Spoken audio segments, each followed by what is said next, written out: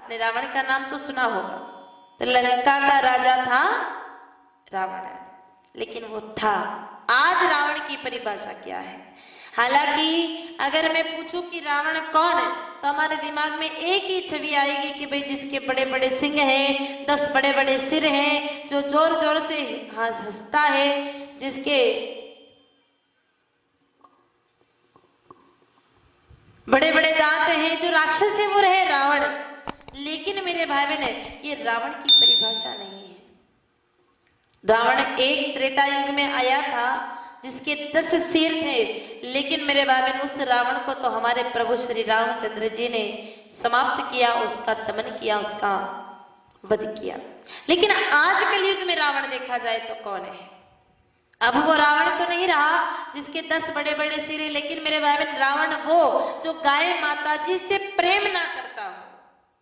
रावण की वास्तविक परिभाषा तुलसीदास जी महाराज जी ने भी बताई है। तुलसीदास जी महाराज जी ने रामचरितमानस जी में बहुत सुंदर शब्दों में लिखा कि जैसे ही रावण गादी पर बैठा, जैसे ही रावण लंका का राजा बना, एक घोषणा उसने पूरे राज दरबार में करवा दी कि जय जय देश धेनु द्विज पावही, नगर गांवपुर आग लगावही। कि जहां कहीं गाय माता जी मिल जाए, उस पूरे के पूरे गांव को ही आग लगा दी जाए। ये रावण का फरमान था मेरे भाई बहन। अब विचार करिए, गादी पर बैठते ही कि अगर ऐसा फरमान जारी कर दिया जाए तो जो गोमाता जी से प्रेम ना करता हो वही तो रावण है। और पहले तो मेरे भाई बहन ऐसा रावण सिर्फ एक था जिसको राम जी ने खत्म कर दिया, लेकिन मेरे भाई बहन अब तो गली गली में रावण घूम रहे हैं। क्योंकि बहुत सारे लोग आजकल गाय माता जी को जानवर समझ करके गाय माता जी को घर से निकाल देते हैं, या फिर गाय माता जी को किसी गौशाला में छोड़ाते हैं, लोगों के डंडे पत्थर बाटे गालियां खाने पर मजबूर कर देते हैं, या फिर किसी कसाई का तो ले जाकर के सौदा कर देते हैं कि भैया अब तू ही ले जाता है, मारो पीटो खाओ, कोई फर्क हमें नहीं पड़ता है। तो फिर वो कौन है? वो रावण ही तो है, जो गैया से प्रेम ना करे, जो गैया को कसाई के हाथों बेच दे, जो गाय माता जी का वध करे, जो गाय माताओं का विरोध करे, जो गौशालाओं का गौ कथाओं का विरोध करे। मेरे भाई बहन वो रावण ही तो है। फिर कौन है वास्तविक रावण? वो जो गो गाती है, जो गोवधी है, जो गो माताओं से प्रेम नहीं करता है। और राम वो जो गाय माता जी का लाडला। तो रावण का आतंक मेरे भाई बहन चारों तरफ फैल गया।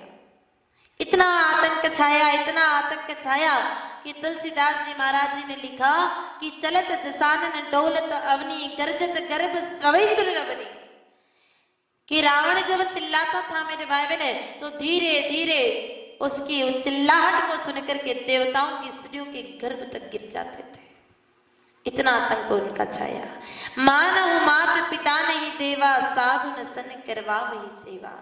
ना तो किसी ऋषि मुनि की सुनता, ना देवी देवताओं की सुनता मेरे भाई बहन, ना ही माता पिता की सेवा करता, उल्टा मेरे भाई बहन साधु संतों से सेवा करवाता था। हालांकि बहुत सारे लोग आजकल रावण की प्रवृत्ति के हो चुके हैं। चारों तरफ आतंक ही आतंक छाया। जब मेरे भाई बहन रावण का ऐसा आतंक छाया तो यज्ञ हवन होना बंद हो गए। ऋषि मुनियों ने हिमालय की कंदराओं में अपना स्थान बनाया, विद्वानों ने घर से निकलना छोड़ दिया मेरे भाई बहन। और ऐसी स्थिति में ये पृथ्वी घबराई, और घबराई तो फिर सीधा गई देवताओं के पास में। पहली शरण तो देवताओं की ली, तो देवताओं ने तो कहा कि मैया हम तो खुद ही घबराए हुए हैं, इस रावण को तो हम मार भी नहीं सकते हैं, हमें इतना सामर्थ्य नहीं है, क्योंकि रावण शिव भक्त है। और मेरे भाई बहन जो भोले बाबा का भक्त है उसका बाल भी बाका मेरे भाई बहन दुनिया का कोई तत्व कर नहीं सकता है। कहा रावण का खात्मा हम नहीं कर सकते हैं। फिर धरती मैया गई ब्रह्मा जी के पास, कहा प्रभु आप तो रावण के आतंक को समाप्त कर दो। ब्रह्मा जी ने कहा मैया इस रावण को तो मैं भी नहीं मार सकता हूँ, क्योंकि मैं तो दुनिया में लोगों को बनाने का काम करता हूँ, बिगाड़ने का काम मेरा नहीं है। मैं तो सिर्फ जन्म देता हूँ, मरने का संहार करने का काम तो किसी और के पास में है। फिर धरती मैया सीधा गई भोले बाबा के पास में, कहा प्रभु आप रावण के आतंक को खत्म कर दीजिए, आप रावण को मार डालिए। कहा मैया मैं तो रावण को मार ही नहीं सकता हूँ, मेरी तो बड़ी मजबूरी है। देखो मेरे भाई बहन आज भोले बाबा की मजबूरी आई है, तो ऐसी मजबूरी किसी न किसी दिन हमारी भी आ सकती है। भोले बाबा मजबूर है, क्योंकि पापी से दान लिया है। उस रावण ने सिर काट काट करके मेरे बाबा ने यज्ञ वेदी में चढ़ाए और पापी से दान लिया। तो आज ऐसी मजबूरी है कि अब मौन रहना पड़ रहा है, अब बोल नहीं सकते हैं। और ध्यान रखना, ऐसी स्थिति हमारी कब आती है? चुनाव के समय, जब वोट देने का समय आता है तो उस पापी से हम ले लेते हैं हरे हरे नोट और बदले में उसको दे देते हैं वोट। फिर अगर कहो कि भैया थोड़ा हमारे भी गांव में गौशाला निर्माण करवाओ, थोड़ा अनुदान दिलवाओ, थोड़ा गाय माताओं के लिए कुछ करो, तो फिर वो कहता है भैया ज्यादा बोलने की जरूरत नहीं है, कोई फोकट में वोट नहीं दिया था, हरे हरे नोट लिए थे, चुपचाप बैठ जाओ। फिर मेरे भाई बहन हमको भी 5 साल तक चुप्पी साधनी पड़ती है। इसलिए ध्यान रखिएगा, पापी से कुछ भी ले उससे पूर्व विचार करना बहुत आवश्यक है। पापी से लिया हुआ पैसा, पापी से लिया हुआ दान मेरे भाई बहन हमारे जीवन में खुशहाली लेकर के नहीं आता है। आज भोले बाबा भी मजबूरी में है, कहा मैया मैं नहीं मार सकता, मैं तो पहले से ही मजबूर हूं। और जब मना कर दिया तो मेरे भाई बहन धरती मैया ने धेनु मैया का रूप बनाया। धरती मैया ने धेनु मैया का रूप बनाया और तुलसीदास जी महाराज ने लिखा कि धेनु रूप धरि हृदय विचारी, गई तहां जा सुरमुनि जारी। जहां पर सभी देवी देवता मिलकर के मेरे भाई बहन भगवान नारायण से स्तुति कर रहे थे, वहां जाकर के धेनु मैया, गाय माता जी आगे हो गए और मेरे भाई बहन भगवान को पुकारने लगे।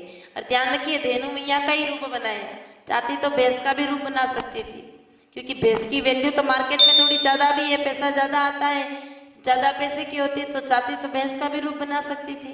लेकिन मेरे भाई बहन भैंस का रूप नहीं बनाया, बकरी का रूप नहीं बनाया, विचार करके हृदय में सोच समझ करके मेरे भाई बहन ने गाय माता जी का रूप बनाया और देवताओं के आगे जाकर के खड़ी होगी।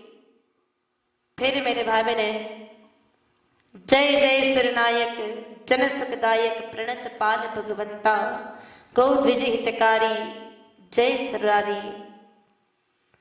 मेरे भाई बहन बड़े प्रेम से स्तुति करने लगे और जब स्तुति करी तो मेरे भाई बहन स्वयं भगवान प्रकट हुए और राम बनकर के इस धरती पर मैया जी के बुलाने से आए और रावण के आतंक को खत्म किया, रावण को मारा। मेरे भाई बहन कब? जब धेनु मैया ने पुकारा तब। तो ध्यान रखिएगा, इस धरती पर चाहे आसमान से धरती पर भगवान को बुलाना हो तो बुलाने वाली तो गाय माता ही है।